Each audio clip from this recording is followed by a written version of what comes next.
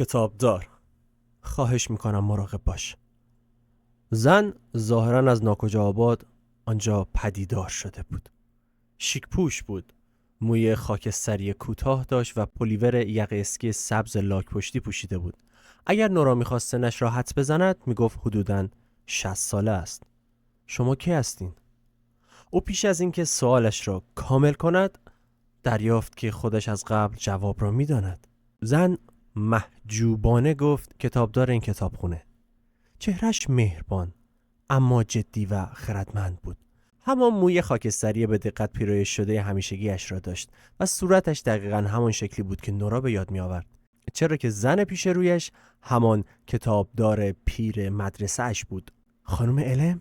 خانم الم لبخندی کمرنگ زد. شاید. نورا به یاد آن بعد از ظهرهای بارانی افتاد که با همدیگر شطرنج بازی می کردند. روزی را به یاد آورد که پدرش مرد و خانم الم آرام آرام این خبر را در کتابخانه به او رساند. پدرش در زمین راگبی مدرسه شبانه روزی که در آن تدریس می‌کرد، ناگهان دچار سکته قلبی شده و در گذشته بود. آن روز نورا حدود نیم ساعت کاملا گیج و سردرگم به بازی نیمه تمام شطرنجشان خیره شده بود. در ابتدا حقیقت برای سنگین‌تر از آن بود که بتواند درکش کند. بعد ناگهان به ذهنش هجوم آورد و او را با دنیای ناشناخته آشنا کرد. نورا خانم الم را در آغوش گرفته بود و صورتش را به لباس یقه اسکی او چسبانده و آنقدر گریه کرده بود که صورتش به خاطر ترکیب اشک و رنگ آکریلیک لباس دچار حساسیت شد.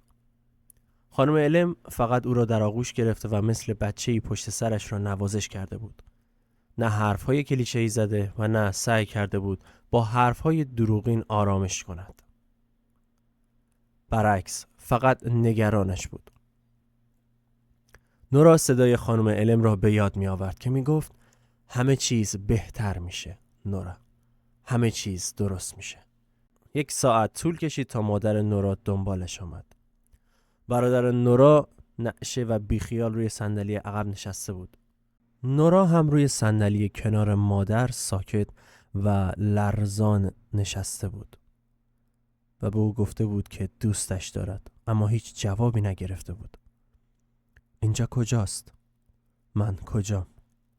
خانم الم لبخندی بسیار رسمی زد. خب، مشخصا اینجا کتابخونه است، ولی کتابخونه مدرسه نیست. راه خروجی هم نداره. من مردم؟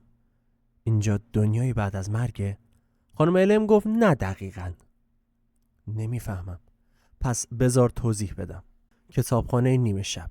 در حالی که خانم الم صحبت میکرد چشمانش گویی جان گرفته بودند و مثل چاله هایی پر آب زیر نور ماه می درخشیدند. گفت ببین، زندگی و مرگ یک کتابخونه است. توی اون کتابخونه هم طبقات کتاب تا ابد ادامه دارن. هر کتاب موقعیت این رو بهت میده که یکی از زندگی هایی رو تجربه کنی که میتونستی داشته باشی، تا ببینی اگه انتخاب های دیگه کرده بودی چی میشد. اگه موقعیت این را داشتی که حسرت هات را از بین ببری، کار متفاوتی انجام میدادی؟ نورا پرسید پس واقعا مردم؟ خانم الم سر تکان داد. نه، دقیق گوش کن. ببین، زندگی و مرگ. اشاره‌ای محو به انتهای راهرو و افق کرد. مرگ اون بیرونه. خب پس باید برم بیرون، چون خودم میخوام بمیرم. نورا راه افتاد که برود، اما خانم الم سر تکان داد. روند مرگ اینطور نیست. چرا؟ نمیتونی بری سراغ مرگ. مرگ میاد سراغ تو.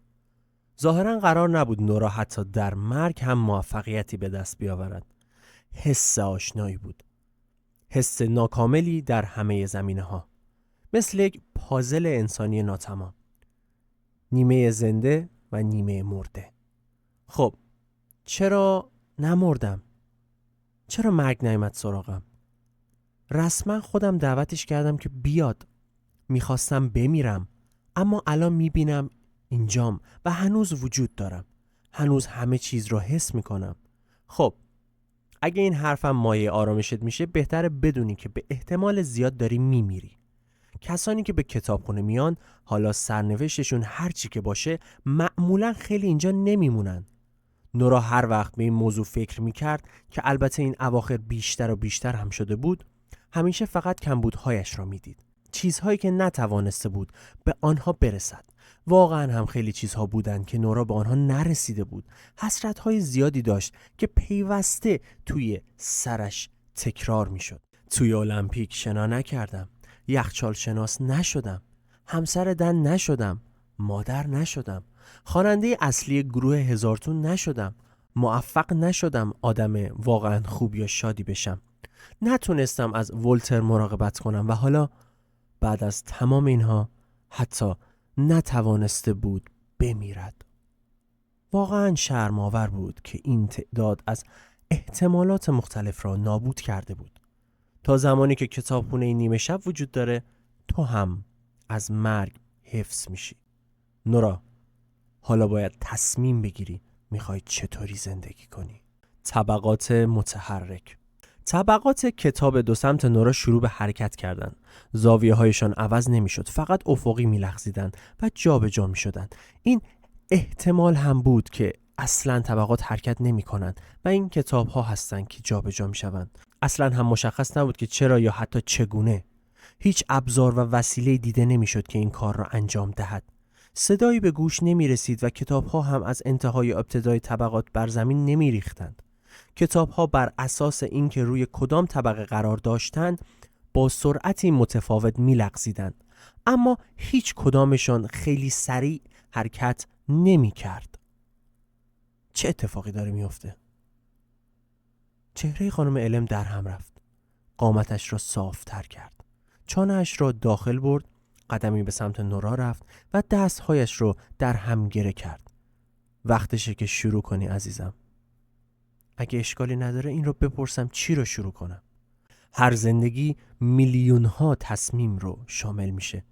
بعضی از این تصمیم ها بزرگ هستند و بعضی کوچیک. اما هر بار که تصمیمی گرفته میشه نتیجه تغییر میکنه. تغییری جبران ناپذیر که به نوبه خودش موجب تغییرات دیگه‌ای میشه. این کتاب ها دریچه‌ای هستند به تمام زندگی هایی که تو تونستی تجربه کنی. چی؟ تعداد زندگی هایی که میتونی داشته باشی به اندازه احتمالیه که توی عمرت داری. توی بعضی زندگی ها انتخاب های متفاوتی میکنی و اون انتخاب ها نتایج متفاوتی را ایجاد میکنن. اگه فقط یه کار رو متفاوت انجام داده بودی داستان زندگیت متفاوت میشد. همه اون زندگی ها هم توی کتابخونه نیمه شب وجود دارن. همشون درست به اندازه این زندگی واقعی هن. یعنی زندگی های موازی؟ نه همیشه. بعضی هاشون بیشتر متقاطع هستن. خب دوست داری زندگی رو تجربه کنی که میتونستی داشته باشی؟ دوست داری کاری رو متفاوت انجام بدی؟ چیزی هست که بخوای تغییرش بدی؟ کار اشتباهی کرده؟ جوابش آسان بود. آره، همه چیز. به نظر رسید این جوابش باعث شد بینی کتابدار قلقلک شود. خانم الم سری دست در آستین لباس یقه اسکیش فرو برد تا دستمال کاغذیش را بیرون بیاورد. بلافاصله آن را جلوی صورتش گرفت و داخلش عطسه کرد. نورا گفت عافیت باشه و دید که چطور به محض تمام شدن استفاده کتابدار از دستمال جادویی عجیب آن را از توی دستانش غیب کرد. نگران نباش، دستمال ها هم مثل زندگی ها هستن. همیشه تعداد زیادی ازشون هست. خانم الم برگشت سر حرفش. انجام دادن فقط یک کار به شکلی متفاوت معمولا مثل اینه که همه چیز رو متفاوت انجام بدی. هر چقدر هم که تلاش کنیم نمیتونیم کارهایی رو که توی دوران زندگی انجام دادیم تغییر بدیم. اما تو دیگه توی دوران زندگی نیستی. اومدی بیرون. این موقعیت رو داری که ببینی همه چیز میتونست چطور پیش بره. نورا در دل گفت امکان نداره اینها واقعی باشه. ظاهرا خانم الم میدونست او چه فکری میکند. اما واقعیه. نورا سید.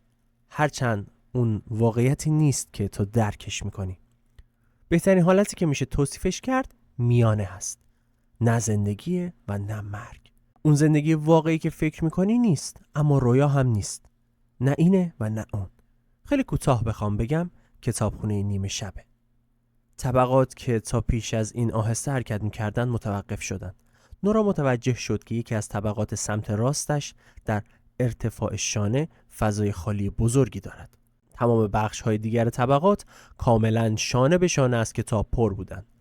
اما اینجا فقط یک کتاب به پشت روی طبقه سفید و نازک قرار داشت. این کتاب برخلاف بقیه کتاب‌ها نه سبز بلکه خاکستری بود. درست به همان اندازه خاکستری که وقتی نورا نخستین بار ساختمان را از ورای مه دید، دیوارهای سنگی خاکستری به نظرش رسیدند. خانم الم کتاب را از روی طبقه برداشت و به نورا داد. در نگاهش اندکی حس انتظار دیده میشد. انگار که کادوی کریسمس نورا را به او داده است.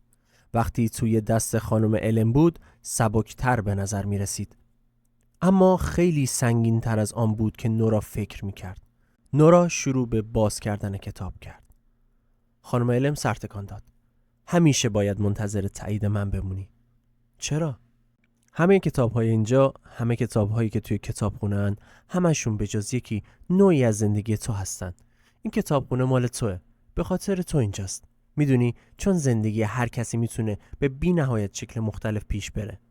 کتاب‌های توی طبقات زندگی تو هستن و همشون هم از زمانی یکسان آغاز میشن. همین الان نیمه شب سه‌شنبه 28 آوریل. اما این احتمالات نیمه شبی با هم یکسان نیستن. بعضی هاشون شبیه همدیگه و بعضی هاشون بسیار متفاوتن. نورا گفت دیوانه کننده است. همشون به جز یکی؟ همین یکی؟ نورا کتاب خاکستری و سنگ مانند را به سمت خانم الم کج کرد. خانم الم ابروی بالا انداخت. آره، همون. این کتابیه که نوشتی بدون اینکه هرگز حتی یک کلمه بنویسی. چی؟ این کتاب منبع تمام مشکلاتت و همچنین راه حل همشونه. خب چی هست؟ اسمش کتاب حسرت هاست عزیزم. کتاب حسرت ها. نورا به کتاب خیره شد. حالا می توانست حروف کوچک حک شده روی جلد را ببیند. کتاب حسرت ها. خانم الم با انگشت روی جلد زد و گفت هر حسرتی که از روز تولدت به بعد داشتی توی این کتاب ثبت شده. حالا بهت این اجازه رو میده که بازش کنی. از آنجا که کتاب زیادی سنگین بود، نورا برای باز کردنش اول 4 زانو روی زمین سنگی نشست. شروع کرد به ورق زدن کتاب. کتاب به فصل‌های مختلف تقسیم شده بود که به ترتیب 0 1 2 3 و همینطور یکی یکی بالا می رفتند تا به 35 می رسیدند. با پیش رفتن کتاب فصل‌ها هم سال به سال طولانی تر می شدند. اما حسرت‌هایی که نورا جمع کرده بود اختصاصاً متعلق به همون سال نوشته شده بودند. حسرت‌ها توجهی به ترتیب گاه شمار نمی‌کنند و جا به جا میشن. ترکیب این فهرست‌ها همیشه در حال تغییره. آهان، آره. خب فکر کنم منطقیه. نورا خیلی زود متوجه شد که حسرت‌هایش از چیزهای کوچک و روزمره، پشیمونم که امروز ورزش نکردم، تا موضوعات مهم، پشیمونم که قبل از مرگ پدرم بهش نگفتم دوستش دارم، را شامل می‌شدند. حسرت‌ها ادامه دار بودند و پیش زمینه داشتند و در صفحات متعددی تکرار می‌شدند. پشیمونم که توی گروه هزارتون نموندم چون برادرم رو ناامید کردم. پشیمونم که توی گروه هزارتون نموندم چون خودم از خودم ناامید شدم. پشیمونم که تلاش بیشتری برای نجات محیط زیست نکردم. پشیمونم که وقتم رو صرف شبکه‌های اجتماعی مجازی کردم. پشیمونم که با ایزی نرفتم استرالیا. پشیمونم که وقتی جوان‌تر بودم بیشتر خوش نگذروندم. پشیمونم که اونقدر با بابا بحث و دعوا می‌کردم. پشیمونم که شغلی مرتبط با حیوانات نداشتم. پشیمونم که توی دانشگاه به جای فلسفه زمینشناسی نخوندم. پشیمونم که یاد نگرفتم چطور آدم شادتری باشم. پشیمونم که اینقدر احساس گناهکاری کردم. پشیمونم که یاد گرفتن اسپانیایی را ادامه ندادم.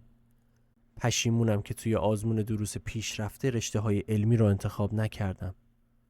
پشیمونم که یخچال شناس نشدم. پشیمونم که ازدواج نکردم. پشیمونم که برای خواندن کارشناسی ارشد توی دانشگاه کمبریج درخواست پذیرش نکردم. پشیمونم که سالم زندگی نکردم.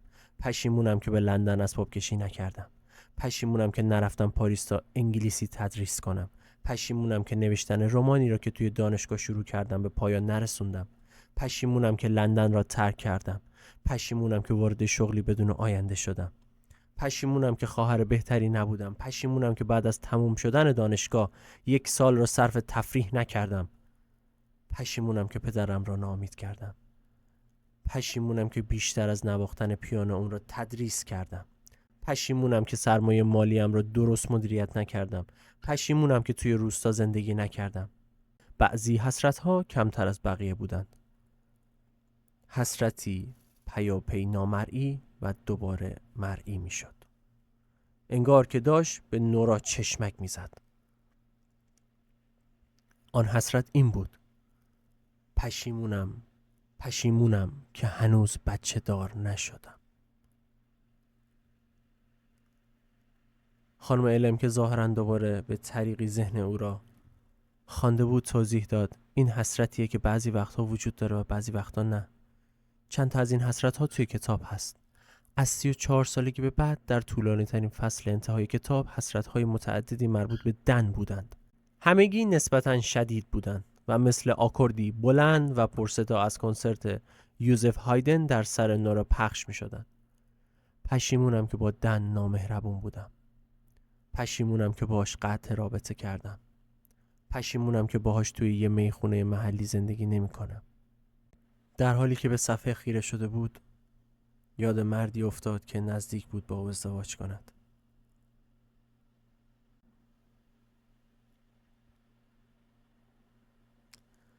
در حالی که به صفحه خیره، این کتاب خیلی حال منو بد میکنه. خیلی حال منو به هم میریزه. خیلی عجیب باهاش ارتباط میگیرم و امیدوارم برای شما هم نمیخوام ناراحت کننده باشه ولی همچین حسی رو تداعی کنه. کتاب عجیب نزدیکیه بهم. در حالی که به صفحه خیره شده بود، یاد مردی افتاد که نزدیک بود با او ازدواج کند. وزن زیاد حسرت. نخستین بار دن را در دورانی دید که با ایزی در توتینگ زندگی میکرد. لبخندی پت و پهن داشت و ریشی کوتاه. ظاهرش شبیه مجریهای قدیمی تلویزیون بود، با مزه و کنجکاو. زیاد می نوشید اما به طریقی هیچ وقت گرفتار بدحالی بعد از نوشیدن نمیشد.